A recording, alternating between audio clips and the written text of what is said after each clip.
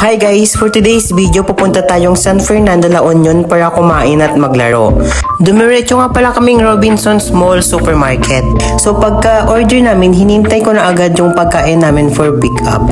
And then pagka-serve ng pagkain namin, hindi na muna ako kumain agad at naghintay ako ng gravy. Kaso hindi na ako nakapag-antay.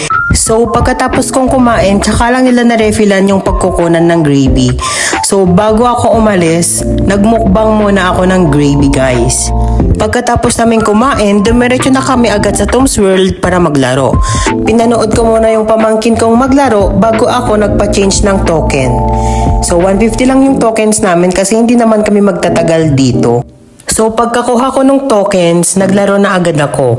Karamihan sa mga linaro ko ay yung mga ganyan, kaso hindi ako nananalo kasi hindi niya nakukuha. So mas pinili ko nga yung mga malalaki, baka lang makuha niya, kaso wala talaga akong nakuha. Nakyutan din ako kay Stitch kaya nagtry ako, kaso wala akong nakuha. Gusto ko sanang maglaro sa mga ticket, kaso ang dami naglalaro doon kaya hindi na ako doon naglaro.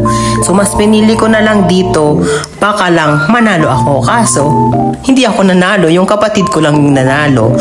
So dahil pa uwi na kami, inubos ko na lahat ng tokens namin.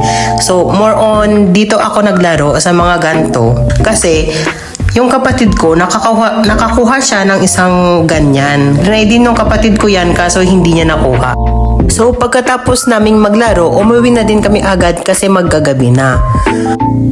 So nung nagpagas kami, bumaba ako at bumili ako ng Smart Seat. Nag-stop din kami sa Kalamayan sa Kandon.